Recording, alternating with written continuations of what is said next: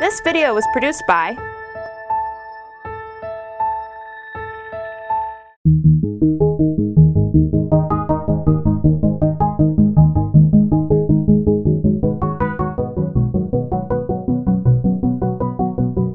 Hello, it's my pleasure to introduce Dr. Rich West. Rich received his undergraduate degree in psychology from the University of California at Berkeley and a PhD in psychology from the University of Michigan. The same year he graduated from Michigan, he joined the faculty here at JMU, where he remained for his entire career. Rich retired from JMU as an emeritus professor in the Department of Graduate Psychology in 2010.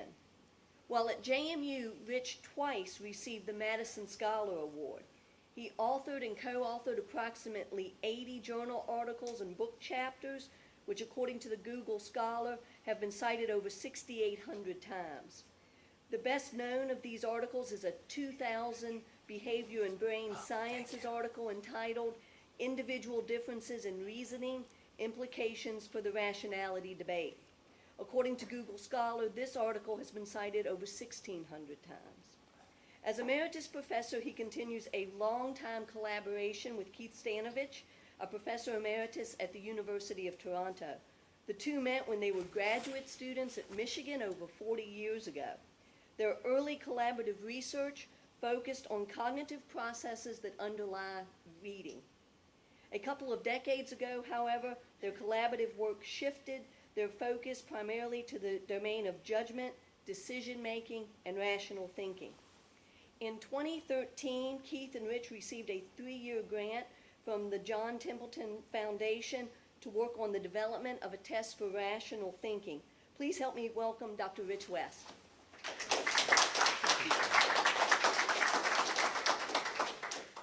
Just wanted to really thank the John Templeton Foundation because they're supporting the work that I'm now doing with Keith Stanovich as a co-PI.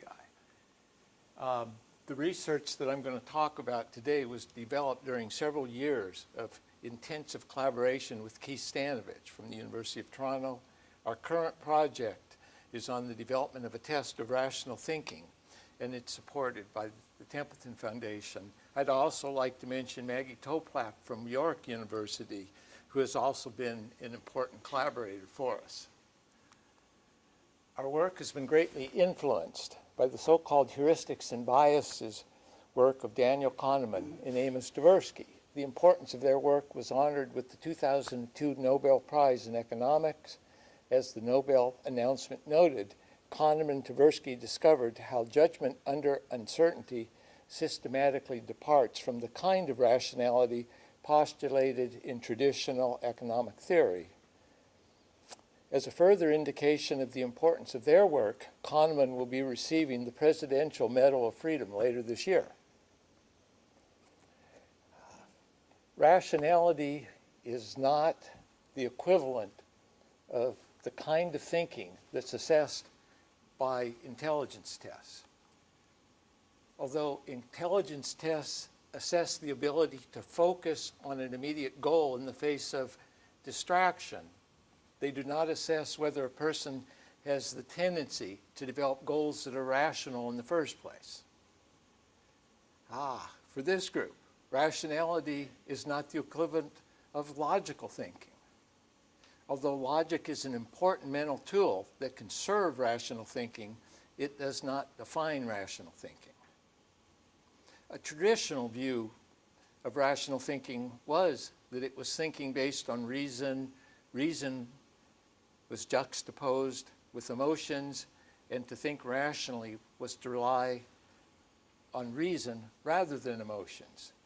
And for many of us in cognitive science, this is a poor framing. In cognitive science, both reason and emotions can be involved in either rational or irrational decisions.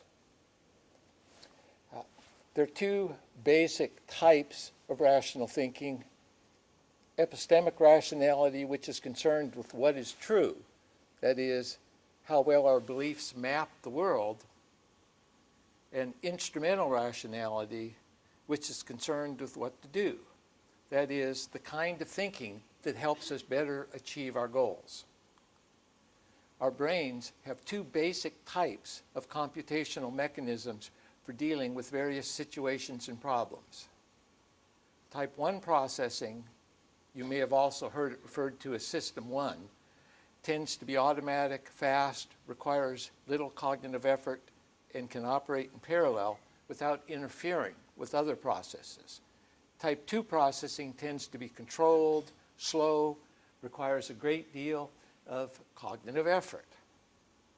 Type 1 processing is our default mode of thinking, and it can result in rational decisions, but it can also be a significant source of irrational decisions. Type 2 processing serves an important function of overriding type 1 processing when more controlled or reflective thought is helpful. However, we tend to be cognitive misers and rely inappropriately on type 1 processing. I'm going to give you throughout this lecture certain demonstrations to show things. So this is the first. So here's a simple demonstration. Just start counting backwards by twos from 100, if you would.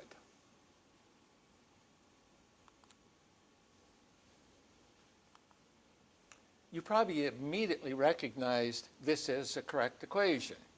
And if you did so, you were probably using type 1 processing. So it's just a way to get a sense of what that is. Let's try it again. So again, start counting backwards by twos from 100.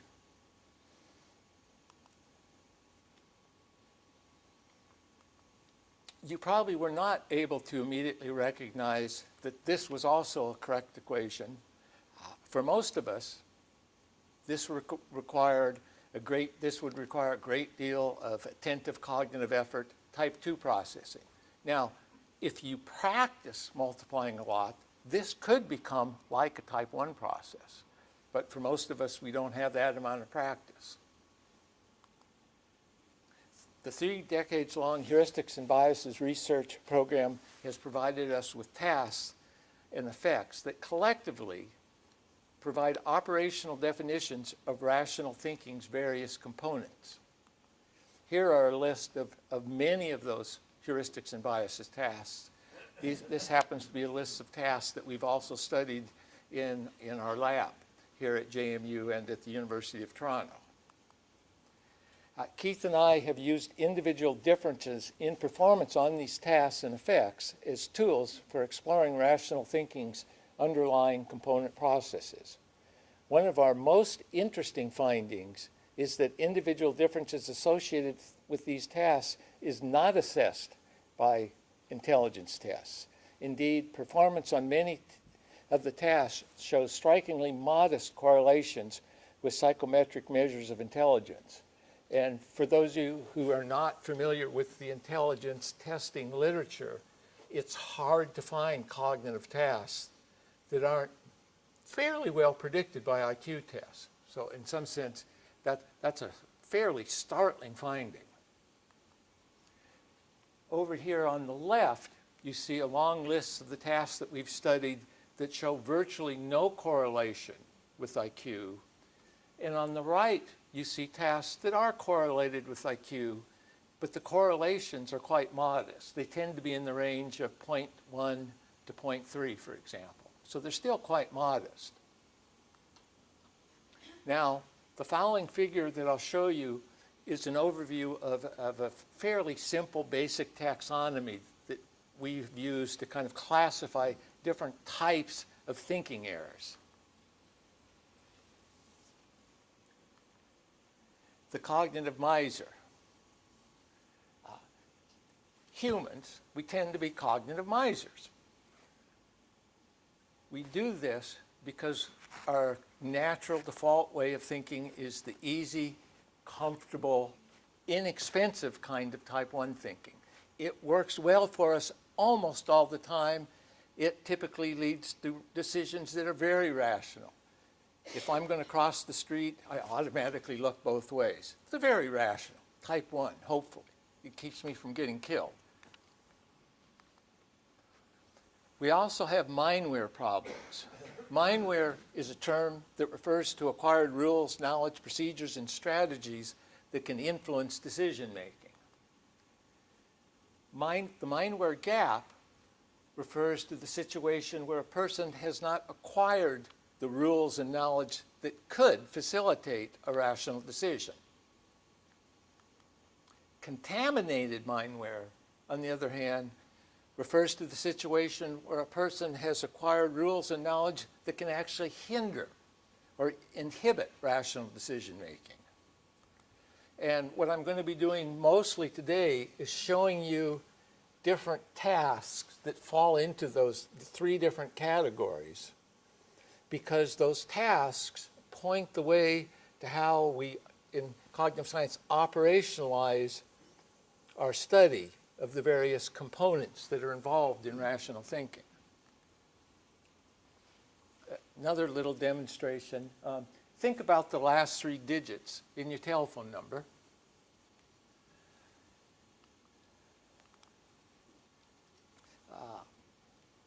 Is the tallest redwood tree in the world more than this number of feet tall? Oop. And then about how tall do you think the redwood tree is, the tallest redwood tree is? Now, this demonstration works best in a very large group, and it's only going to work for people who tended to come up with either very high three-digit numbers or low. But if you do this, what you'll tend to find is that people who thought of very high numbers tend to greatly overestimate their estimation of how tall the tallest redwood tree is. And people whose three-digit numbers just by chance happen to be very low tend to greatly underestimate how tall the tallest redwood tree is. And notice, it's kind of just random. That number you thought about, there's no reason to think it's related to the height of a redwood tree. Now, what seems to happen is most of us, of course, don't know the answer to this question. If you knew the answer, you'd have the answer. But our cognitive miser tends to be biased, or the term we tend to use is anchored, by that estimation. It anchors its estimation around that kind of random three-digit number because it's easier. That's the way the cognitive miser tends to work. Now, in a lab, we often provide the anchors instead of having people just generate them themselves. So this would be a typical example of what we've used in our lab here. So one group is asked whether the tallest redwood tree is more than 1,000 feet tall. Another group is asked whether the tallest redwood tree is more than 85 feet tall. Once they've provided that answer, then we say, well, how tall is it? And here you can see the estimations I've gotten here at JMU. Okay, you might notice the tallest redwood tree, it's really about 370 feet, which is huge. But if they, if they chop a tree down in California, we don't have to hear timber in Virginia. Okay, it's not that tall. But notice that anchor just has this wrong answer kind of there. Now, another effect that has been studied a lot has to do with framing. And framing involves coming to different decisions based on rewordings of basically the same information. And a real simple example is that consumers are more likely to purchase hamburger meat labeled 94% fat-free than the same meat labels contains 6% fat. Okay. Just makes a difference. That's why the supermarkets label it the way it does. Now, this seems like kind of a trivial example, but people have actually studied framing effects in some very consequential areas. So, for example, in one study, physicians were given the survival rate for lung cancer patients following either surgery or radiation. And although the surgery was riskier in the short term, the 5-year survival rate also clearly favored the surgery.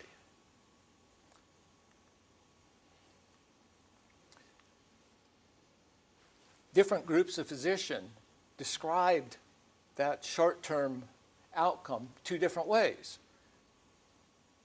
The 1-month survival rate is 90%. there is a 10% mortality rate in the first month. Same basic information. And here you can see dramatically different percentages in the number of physicians. Very smart people, highly skilled. This is their area of expertise. And yet they're very influenced by the way the question is framed. So even the medically sophisticated people were very influenced by this. Notice that, about a third of them had an answer that was basically driven by whether you worded the question positively, survival rate, or negatively, mortality rate. Okay? It's human nature. It's the way we make most of our decisions with our cognitive miser. Now, my side bias.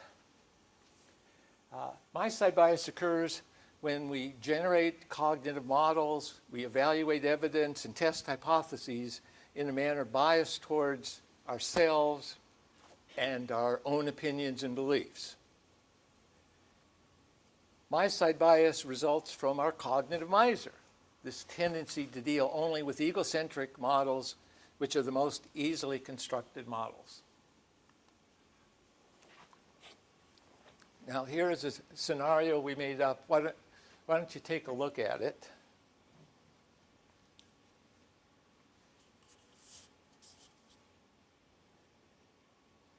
And you can see it describes a pretty dangerous German car. And the question is, it's dangerous for passengers of other cars. If it hits them, it's likely to kill them, or at least 8 times more likely than a regular car. And the question is, should the United States ban this car? Well, that's the scenario one half of our subjects got. The other group got an almost identical scenario, but this time, instead of a German car, it was the Ford Explorer. Instead of whether the United States should ban the car, it was whether Germany should ban the car. And here are the results. Our American college students were much more in favor of the United States banning the dangerous German car than they were of having Germany ban the dangerous American car. And so notice what I'm doing is trying to do is show you the kinds of measures that operationalize these concepts we're trying to explore. In this case, my side bias. FYI, those were actually real statistics of a car at the time I made up this item. It wasn't a German car. It happened to be the statistics for the Ford Explorer when I made that question up. So at that point in time, it was a really dangerous car to be hit by if you were in a regular car. We've also used reasoning tasks, but sometimes special kinds of reasoning tasks. Belief bias syllogisms are problems where validity judgments and believability conflict. So here you can see 2 different belief bias tasks.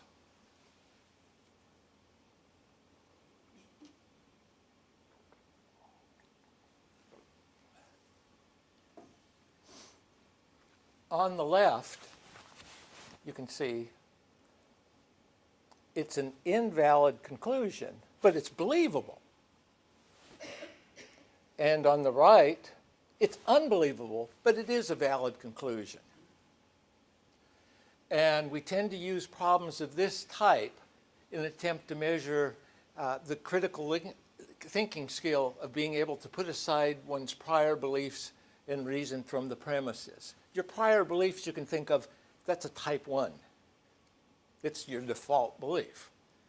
And so in this case, you have to kind of override the cognitive miser and actually follow the logic of the problem. Another kind of reasoning problem we've used is one like this. So you can take a look at it. You are all logic experts, so it doesn't necessarily throw you for a loop. So is a married person looking at an unmarried person? The fact that the problem doesn't reveal whether Anne is married or not suggests to many the easy type 1 answer that it can't be determined. There's, of course, 2 possibilities: Anne's married or Anne's not married. And actually the answer is yes. And yet, considerably lower than half our subjects get this right.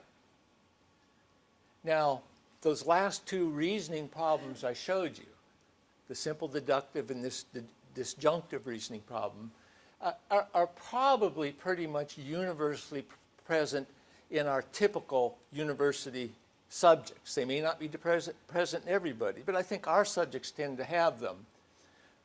For that reason, we think that the error, in fact, is a cognitive miser error. That is, they do not override this type 1 processing with bothering to reason, which is more a type 2 type process.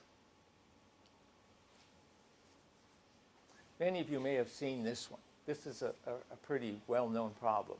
Take a look at it. If you haven't seen it, it's fun. A bat and a ball cost $1.10 in total. The bat costs $1 more than the ball. How much does the ball cost?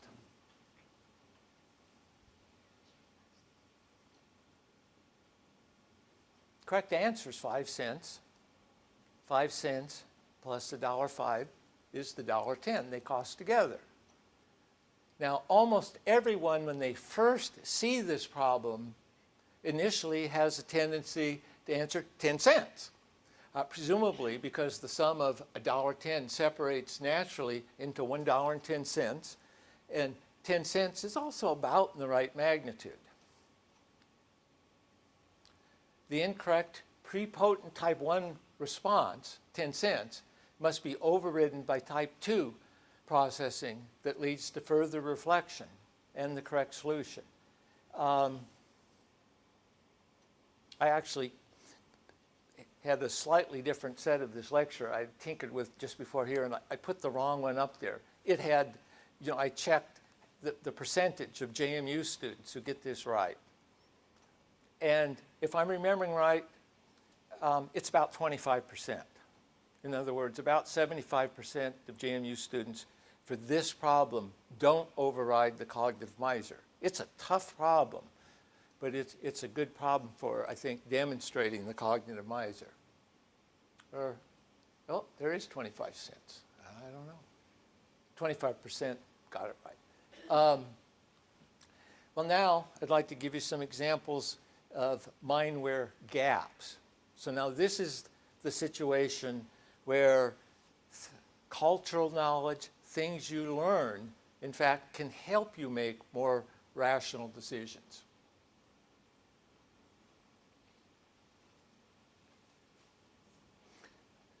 Try your hand at this problem.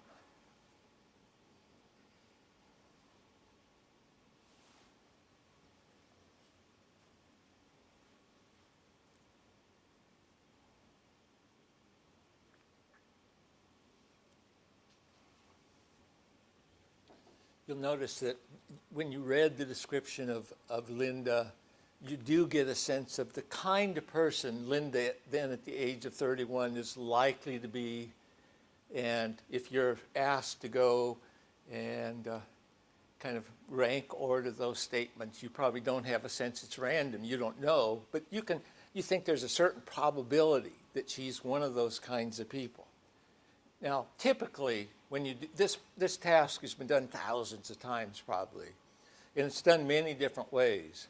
But often it is done between subjects, meaning half the subjects, actually number 4 might read as I've listed it there, Linda is a bank teller, and the other half the subjects get the lower line, Linda is a bank teller and is active in the feminist movement. And now here are the relative rankings of these two. Now this is between subjects.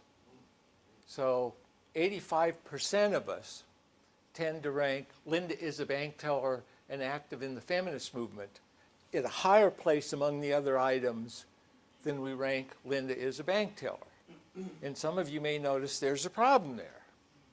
The probability that Linda is a bank teller includes the probabilities that she is and is not active in the feminist movement, and thus it can't be lower than the constituents. So yet 85% of the subjects violate the conjunction rule, rating the second alternative as more probable than the first. Knowledge about the conjunction rule would obviously be very useful. You might have to learn it well to kind of know that you automatically apply it. But having that knowledge could help you make a more rational judgment about the relative ranking of these things. Okay, well, it's the Linda problem, of course, is a toy problem. What does it have to do with real life? But of course, the authors of the Linda problem, this was a Kahneman and Tversky problem, they were really smart. So 30 years before people criticized them for the Linda problem, they'd actually looked at it in the real world too, or at least getting close to the real world. They looked at two groups of doctors at Harvard. And the doctors were asked to rank order the probability that a 55-year-old woman with a pulmonary embolism would be experiencing various conditions. And so again, there's two different groups of physicians. And one group sees a list of different conditions. And for one group, there's the conjunction of two symptoms. And that conjunction is very common. In other words, that's a little bit like the stereotype of Linda didn't sound like a bank teller. But if she were a bank teller, she sounded like she probably would have been a feminist. And then just another group, the list included just one of the symptoms. Okay? And there you can see. Almost all the physicians committed the conjunction fallacy again. It's very natural. These are smart people, by the way. I think remember, of course, Keith Stanovich and I have been finding a lot of rational decision making doesn't correlate well with IQ tests. Okay? You can learn to do better. It helps, in many cases, to have learned or acquired some cultural knowledge. Now, I guess I want to pause a minute. I think most of the decisions that are made by type 1 processing are really good decisions. They're rational. I look both ways before I cross the street. I don't have to carefully do it. I can carefully do it. But if I'm talking with someone else, I'm likely to look both ways and not get run over. And that brain is doing what I want it to do.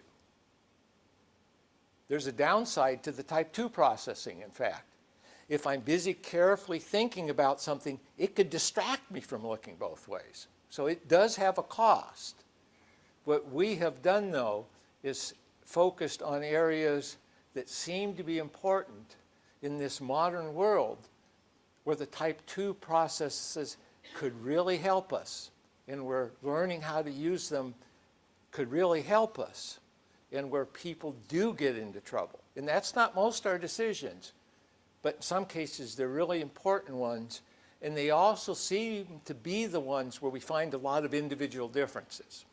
A lot of the type 1 processes, we all do it right. And so a lot of these type 2 processes are processes where there are these substantial individual differences, and it's kind of what we're interested in studying. The hospital problem. Why don't you take a look at this? This is another very famous problem. This is, again, a Kahneman and Tversky problem.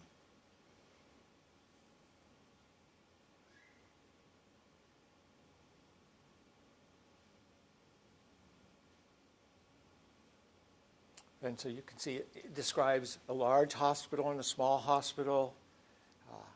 There's a lot more babies born on average every day at the big hospital than the small hospital. About half the babies born are normally boys. Now, the real question concerns, okay, sometimes it's not just 50% boys, sometimes it's 60% boys. And the question is, which hospital would you expect more days in a year where 60% or more of the babies born are boys? And I can show you there the percentages that we typically get back from our subjects. You can see almost 60% of the subjects say, it doesn't matter. There's no way to tell. Okay, so it doesn't, and that's not the right answer, folks. You may know, it's definitely the smaller hospital. It's the reason why when you do a study, you don't want a little sample, you want a big sample. If you want to know the average height of a JMU student, you're better off sampling a big group of students than 5 students. Okay? And that seems to be mindware, though. People do poorly on this. Smart, these are JMU students, smart young students tend to do poorly on this. And Kahneman and Tversky showed how, in fact, we tend to be insensitive to sample size. It's not that it's completely irrelevant, but people intuitively tend to way underestimate how important it is. And so this is more a case where I think mindware can help us. When you have a vivid example of a vignette of someone whose child got sick right after having a vaccine, it's overwhelmingly impressive on us. And if you find 2 or 3 people in this big group of national people who've had that happening, it tends to have a huge impact on us. It's as if we tend to weigh it almost as if it happened to thousands of people. The subjects are basically told that the dice is going to be rolled, and they're supposed to imagine they can win $1 if they can guess what side will come up. If you roll it once, they all say red, right? Twice as many red sides. And then you say, well, what we're going to do is we're going to do this 60 times. And so you're going to make 60 predictions. You're going to, before each roll, you're going to guess what's coming up. Pretend you're trying to make as much money as possible. So what would the strategy be you would use? Now, the maximizing strategy is you're going to predict red every time. Every roll of the dice is independent. Every time you shake those dice, it's twice as likely to come up red. Very simple statistics. Here are typical results we get from JMU, typically freshmen and sophomores. Okay, 1/3 of them do maximize. They say, oh, I predict red every time. But 2/3 of them describe a strategy we call probability matching. They predict that, oh, I'd predict red 2/3 of the time on 40 trials, and I would predict green on 20 of the trials. Very bad gambling strategy. Now, yes, this is the kind of data we get with sophomores and freshmen, but I've actually given this question back when I was teaching cognitive psych, and the students in that class had about 3 stat classes. And they do better, but a majority of them still probability match. And I think what that tells us, and I can ask them, why did they answer the way they answered? And when they don't probability match, when they match, they say, well, every toss of the dice is random. And they give really good answers. And when they probability match, they say, well, every time you roll the dice, it's random. And then they describe how after 60 rolls, it's probably going to average the 2/3, 1/3 split. Okay? So I think knowledge such as the importance of randomness and what it means, I think our students are learning it. I think you learn it by getting it over and over again because it seems to violate some probably fairly basic intuitions that are just built into us as humans. Notice, our ancestors didn't have this problem. We didn't evolve to deal with this kind of problem. But today there's billionaires in Las Vegas who rip off people who don't get it, I suppose is what I would say. Or, people get really rich exploiting the fact that people don't understand things like this. I love this problem because it came from my son. He knew I was a nerd studying these kinds of things, and so he gave this one to me that he kind of, I think, just made up. Okay?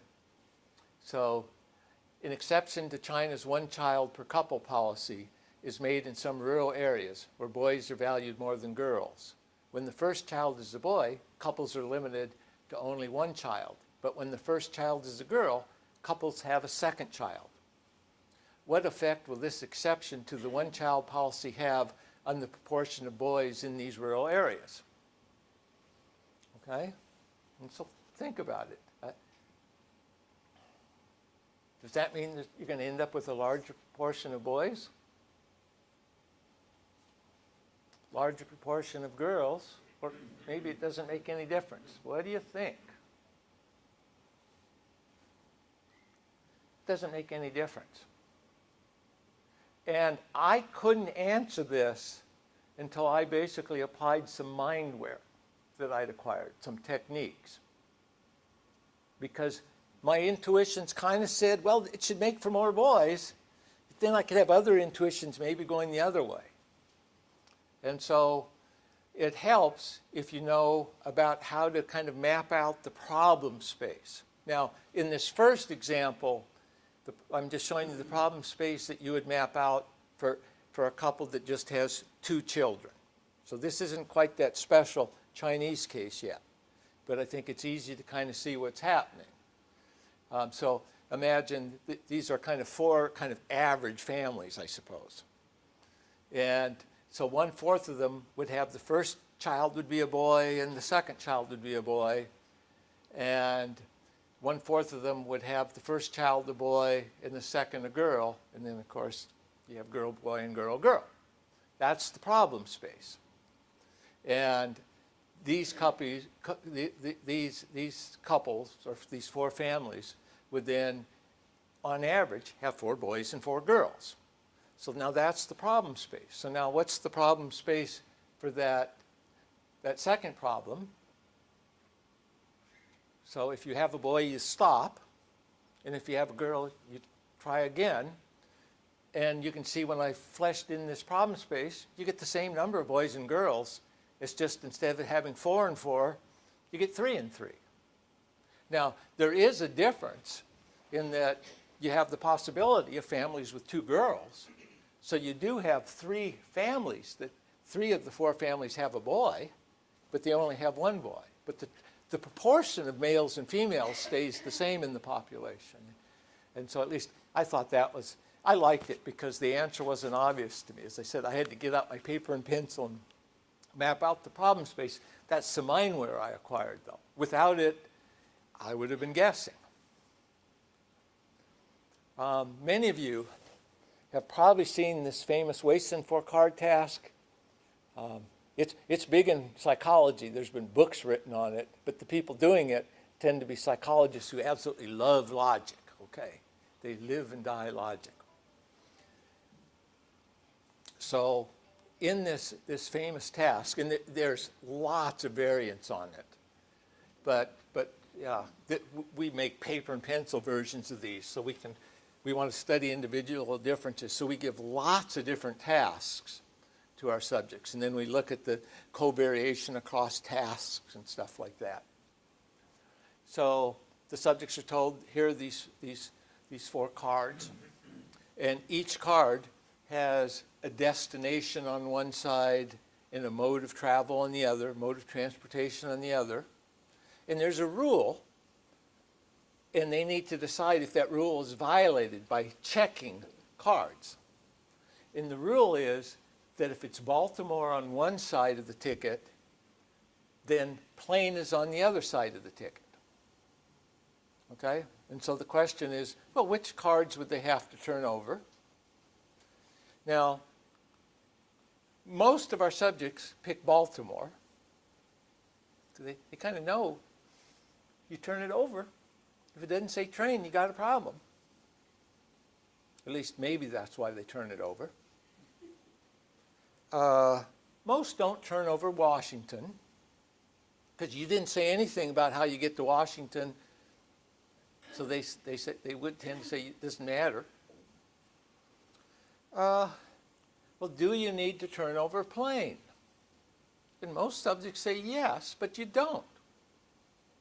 If you turn it over and it says Baltimore, you verified the rule, but you haven't found any disconfirming evidence. If it says Washington, well, you've already said it doesn't matter what's on the back of Washington.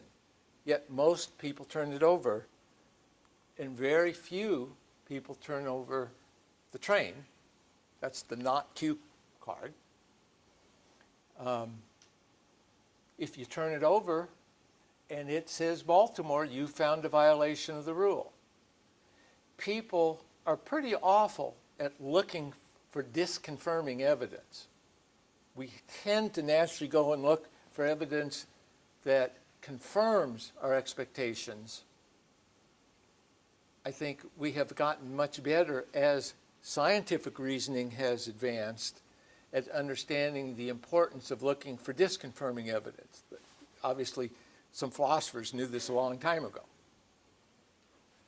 Okay, so oh, by the way, at JMU, about 10% of the students would probably get this right by picking both Baltimore and train. In fact, the performance is so low on that we need to kind of compromise and find some strategies that aren't quite as bad as other strategies to have it help us much.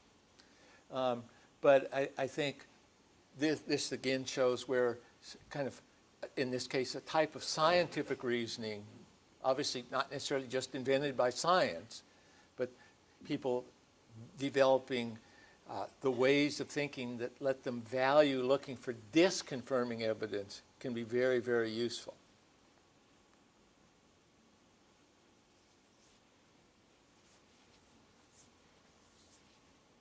Another very consequential kind of decision making. In this study, physicians, this was actually done in Germany and in this country, physicians were asked to estimate the probability that an asymptomatic woman between the ages of 40 to 50 actually has breast cancer if she received a positive mammogram. And then the physicians are given some statistical evidence of the incidence of breast cancer for this group of 40 to 50-year-old asymptomatic women is 8 in 1,000. The correct positive rate is 90%. That means if they do have breast cancer, the test comes back positive 90% of the time, and it has a 7% false positive rate, meaning that even if they don't have breast cancer, the test still does come back positive 7% of the time. The physician's average estimation was 75% chance that the woman had breast cancer. The actual answer is 9.4%. It makes a difference. Notice how different that estimation is. And again, these are smart people.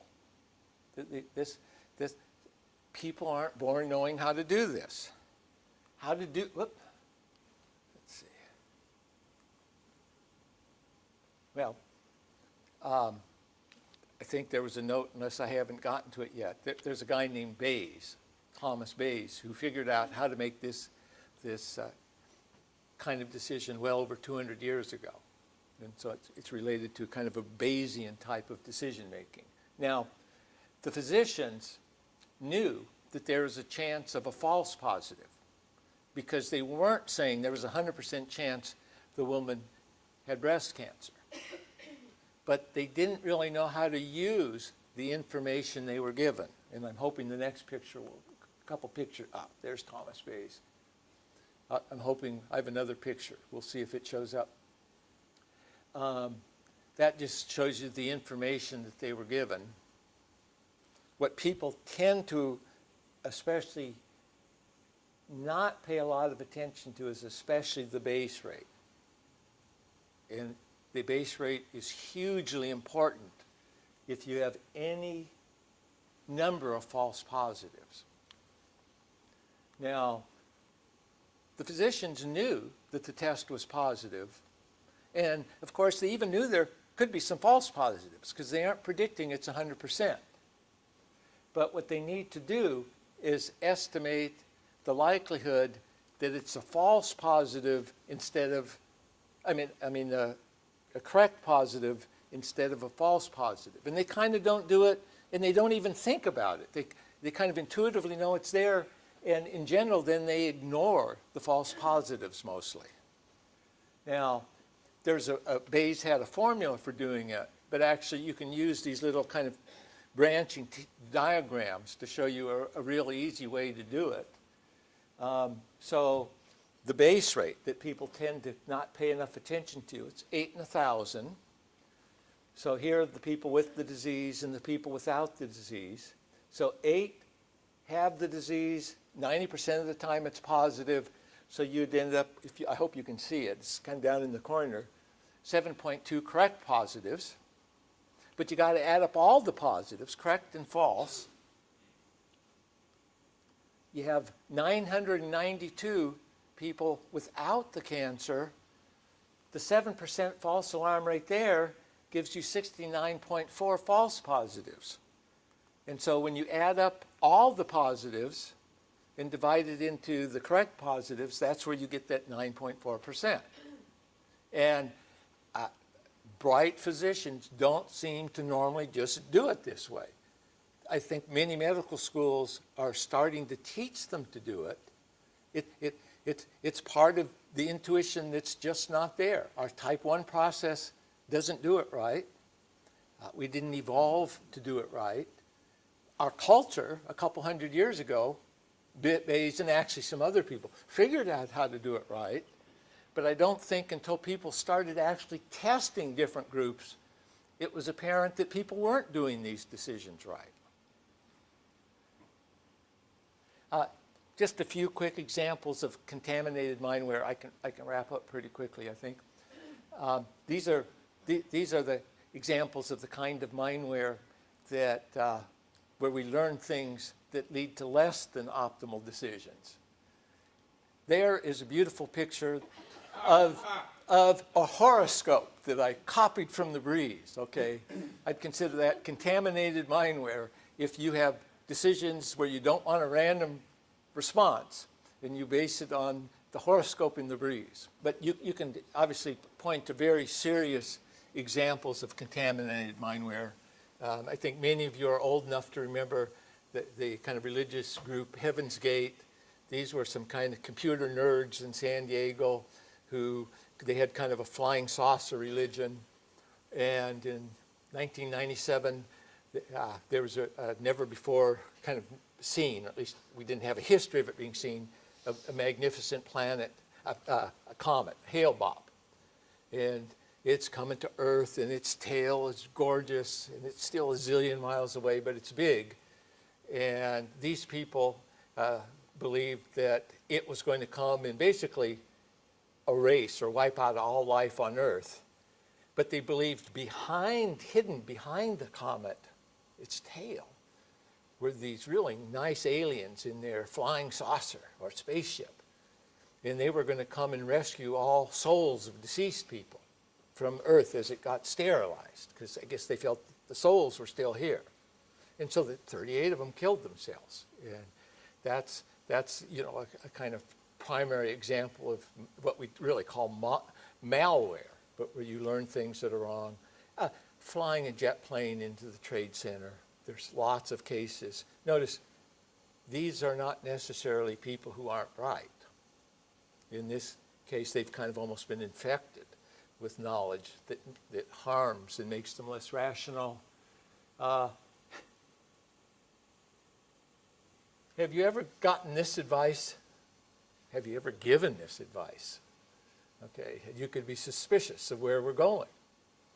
Okay, don't change your answer on a multiple choice exam because your first choice is normally correct. And in fact, Barron's How to Prepare for the GRE offers basically the same advice. Well, psychologists have actually studied it, and it's wrong advice. They've gone and looked at erasures and stuff like that and seen what happens. And if you don't know, it doesn't mean there's a high probability you're going to change it in the right way. But if you change it, you're much more likely to have changed it from a wrong to a right than a right to a wrong. So it's just stinky advice. Now, so there's some essentially malware or advice you get that doesn't help.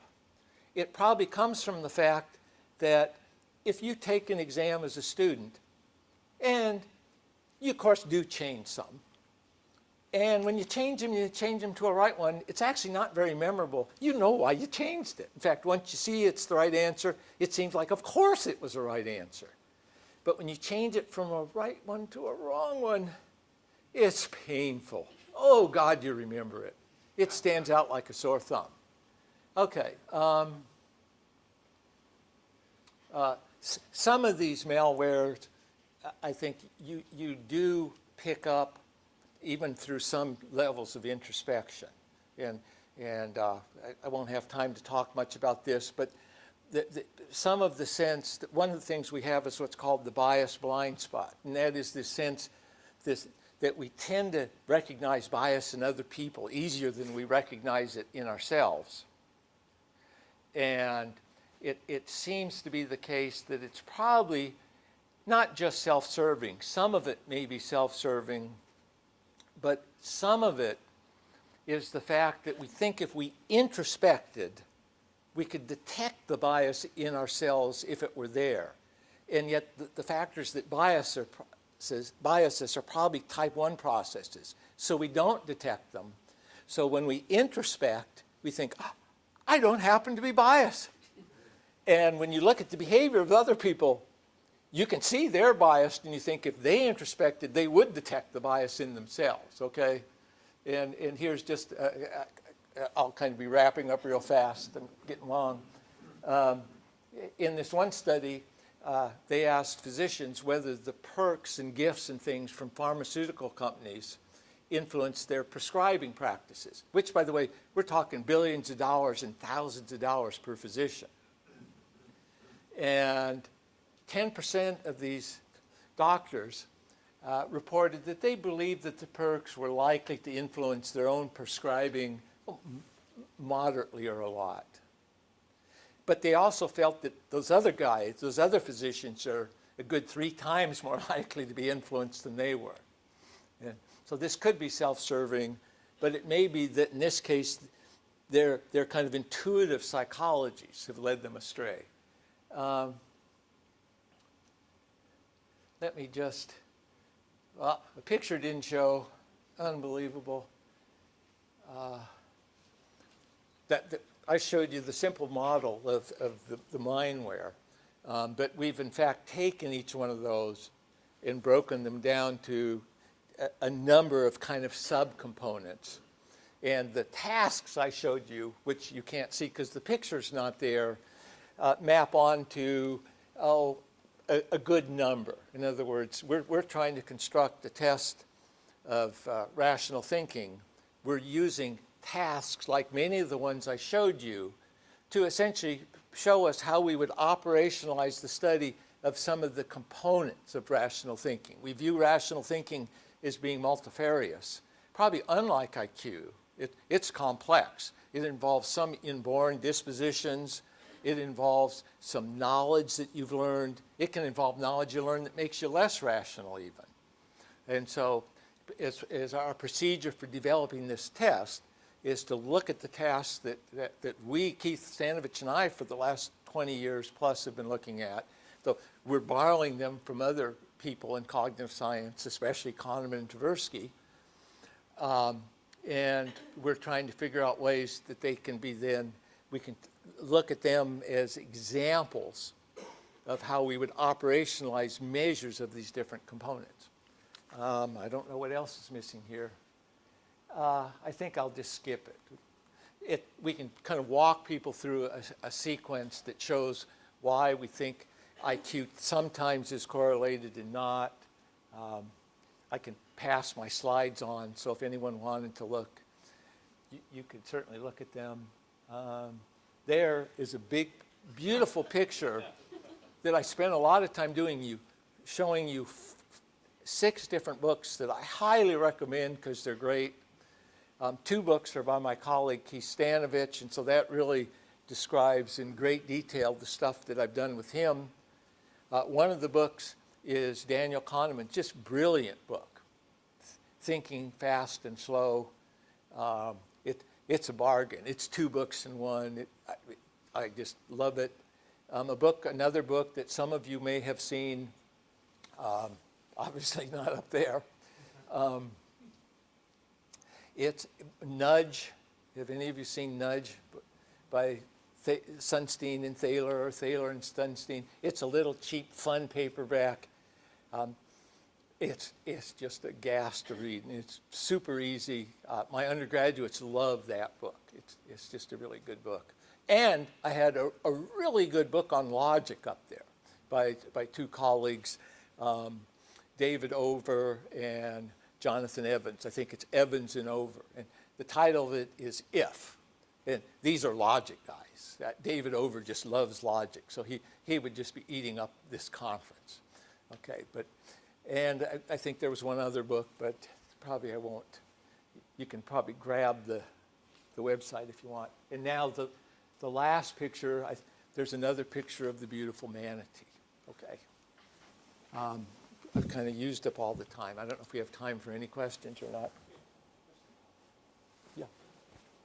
Well, the results of the test you are developing are expressed in numbers. Yeah. I mean, we would definitely want to express it in numbers. Now, we don't know how big it's going to be. We view rationality is very complicated. IQ, there are different kinds of IQ tests and stuff. But a lot of very different kinds of IQ tests are highly correlated with each other. And it's been known, for like 100 years, that statistically there's a lot of common variance. In other words, the correlation between 2 tests has some common variance. And if you add another test, it seems to overlap with the same kind of common variance. And so, it seems that with kind of normal intelligence tests, you have kind of a general factor.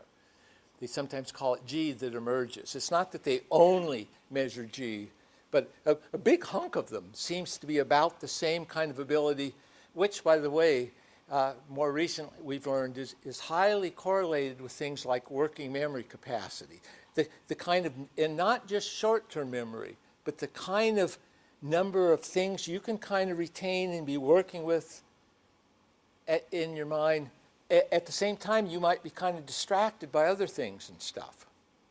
It's not just keeping a list of digits in your head, but it's if you could keep some there and be doing a little bit with them at the same time.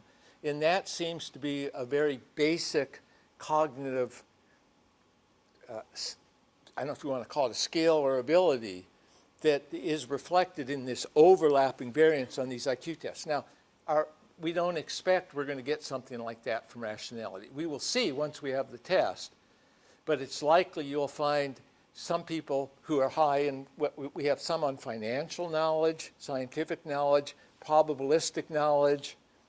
So we have, some on some reasoning. We have measures that we think reflect the cognitive miser, a lot of the different tasks I showed you. And so we might get the equivalent of an RQ, a rationality quotient.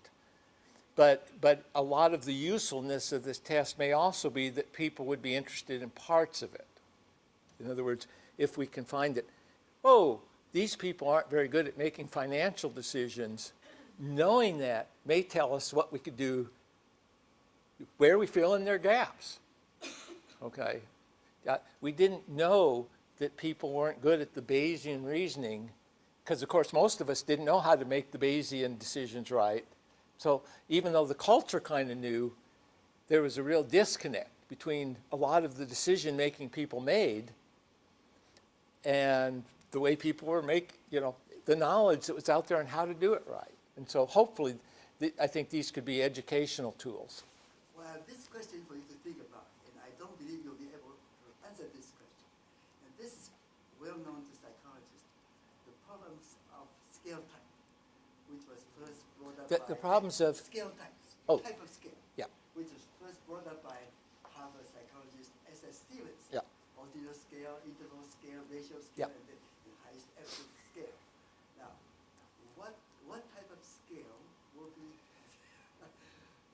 well, result of your test. yeah, I don't mean, think you'll be able we haven't gotten there yet. They would be presumably in some kind of the equivalent of standard deviation unit, some kind of standardized unit. to- And this is the problem in psychometrics. Yeah, The scores have been treated as having interval scale. yeah, And so people use standard deviation, mean, correlation, which makes sense only if the variable, the quantities, can be measured on an interval scale, at least interval scale. And that's assumption.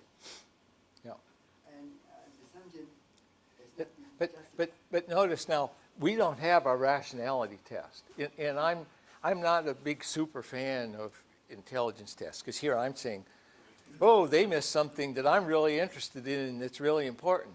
But as a practical test, wow, do IQ tests predict a lot of important things, better than almost anything else you can imagine. Now, I don't mean they predict one for one, but compared to the competition, oh man, it's amazing how well it does. Now, whatever scale it is, if you want to predict success in college, which things like an SAT, GRE, they're basically, they used to call them intelligence tests until that became politically not nice. So now they distance themselves, but they're the same tests, okay? And by the way, I think there's more than those tests we want to measure. I wouldn't mind measuring rationality, because you can have people with perfectly average SATs who may be brilliant at making good decisions, and I think we would want them in our college. Okay, so, well, So, one more, if there's one more kind of. yeah, I'm quick question. I have a kind of a quick question. okay. It relates to the conjunction fallacy, is that Yeah. what you called it? Yeah. I was wondering when we were discussing that, if another interpretation, considering the problem Yeah. in which you had the individual and you were trying to decide how likely it was that the individual matched various descriptions. Yeah. If you inverted the task unconsciously, Uh-huh. not how likely is Jane to be a bank teller, or how likely is Jane to be a bank teller who is active in feminism, Yeah. but rather, how likely is a bank teller to be Jane? How likely is a bank Yeah. teller who Yeah. is also in the feminist movement to be Jane? Yeah. You'd get exactly the results that you showed. Yeah. So that sounds. Well, yeah, I mean, in lots of ways, the Linda task is very controversial, though when I go, it's frustrating for me when I read someone who comes along 20 years later and chastises them for the task, because they chastise them and say, this is how it should have been. You go back and read, they did it that way too. You know, these were very, very smart people who spent a lot of time thinking about what they did, and they looked at it, you know, it wasn't just Linda. Linda is the famous example, but they've looked at all kinds of different conjunction problems, including medical diagnoses, where you have the list of the symptoms. The physicians know what they're trying to predict, okay? They're predicting something they have experience predicting. And they still are apt to commit this conjunction fallacy. Now, actually, some of what Keith Stanovich and I have brought to the table is we have looked at the fact that, well, everybody doesn't make a lot of these mistakes. Maybe most of us do, but there are individual differences. And so we've partly been interested in this individual difference, that even though most of us do it, some of us don't. So what are these other people doing that's different? But at any rate, yeah, it has to do with construal. If you think, when you say Linda is a bank teller, if you assume that it means she's not active in the feminist movement, then you would be right. That's why if you do it between subjects, there's no reason for them to assume it didn't mean. So, okay? Snake.